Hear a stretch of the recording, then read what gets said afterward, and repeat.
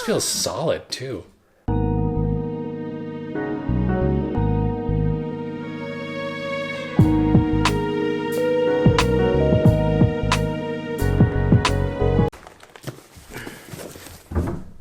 Wow, I do look different on camera. What's up guys? Today we're going to do a quick Q&A. I get a lot of questions and many of those questions are kind of similar and they're also spread out across my different videos, so let's get started. Jeremy Osborne says, I noticed you skipped over how to configure the XYZ pad to the auto filter effect in Ableton. Thanks for calling me out on that one. He's talking about the Lightpad Block video that I made where I showed you everything you could do with this in Ableton, but I forgot to explain how to set up the XYZ pad. So I added that full step-by-step of how to do that in the description of that video. I'll put a link to that video over here so you can just go down to the description. Elijah Fuller asks, the Seaboard block seems so cool. You're right, it is.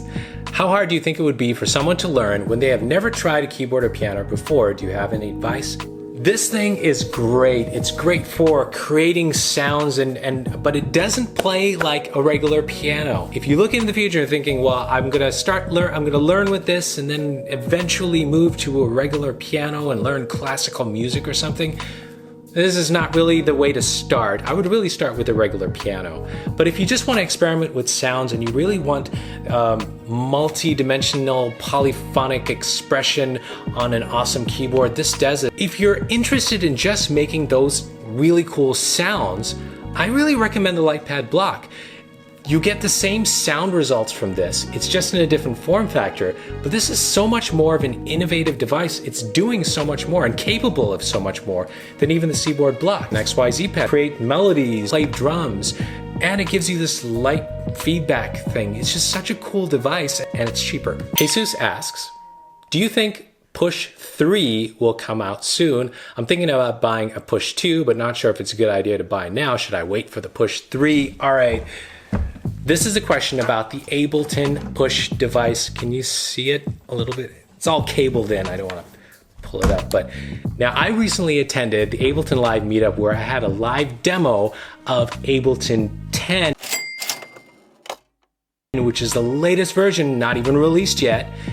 And I got to see what changes they've made, improvements they've made to the Push 2 with Ableton 10. And there are some drastic improvements, particularly with what you can see on the screen. Now everything that you once only had on the computer and you had to, squint your eyes and look on the computer, you're gonna see everything on the screen in the Push 2.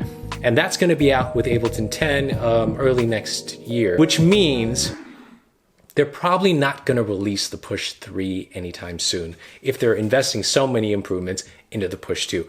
So go get it, don't wait. It's such an awesome device. Stacha asks, is that the sound of a dog drinking water in the background? Yes, it is.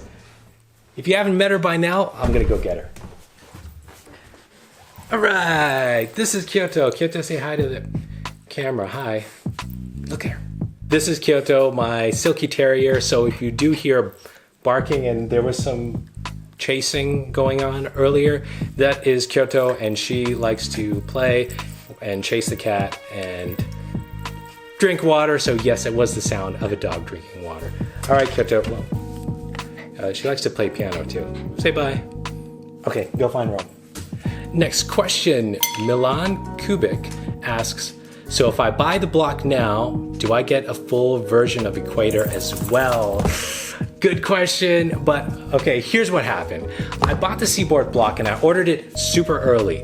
And when I did, it of course came with the Equator player, which is the entry-level free version of Equator whenever you buy one of these things. But because my Seaboard block was late, Rolly actually sent me a free voucher to get the full version of Equator, and that's when I made that video. I got it for free, but I think you're gonna have to pay for it. It's totally worth it though. I think it's like 79 bucks. Did you get a ton more sounds? It's incredible. You gotta do it. Go do it. I know I keep telling you to spend more money, but Premed Kulkarni asks, is that a Speedy on your wrist? You should do a video on it. All right, yes, it is a Speedy on my wrist. There it is. I got this one in Tokyo. I love watches. It's a passion of mine. If you look back to really, really early videos that I did, I actually did a review on a couple watches. Cool Swag asks, are you doing more giveaways? What the heck? I just finished one, Cool Swag. All right, at 1,000 subscribers, I did do a giveaway, and the prize to the winner was a choice of either Ableton Live Lite or Traction Waveform. I still do have the Ableton Live Lite. I think I have 2 licenses for that. So I can give those away, but I can't keep doing that every week, Cool Swag. So maybe at 5,000 subscribers or something. So people, tell your friends, I will give away software that I have, or maybe even give away some cool hardware. Stay tuned. Does the Seaboard work with the upcoming Ableton 10? Unfortunately, from what I've heard, it does not. Kind of sucks for us Seaboard and Lightpad people, but who knows? They could put it in at some point. Hopefully they're working on it. Come on, Ableton, get with it. MPE, it's the future. Right, Rolly?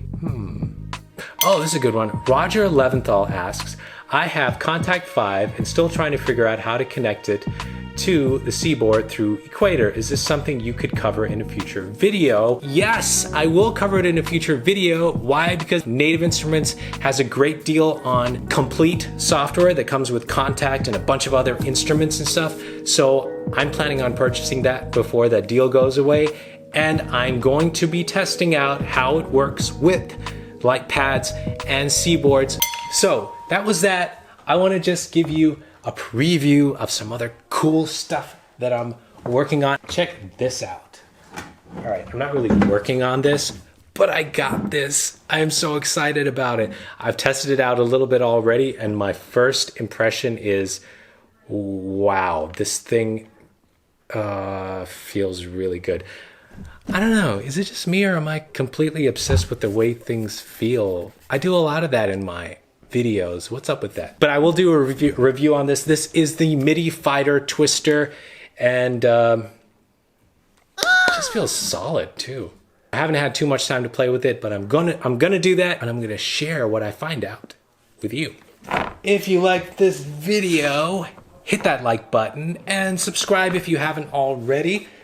If you have more questions, please leave them in the comments below. Oh, by the way, some of these questions actually came from my Facebook page and Instagram. Connect with me on Instagram and Facebook. Send me questions you've got, or just chat. Keep making the music that you love, and I will see you later.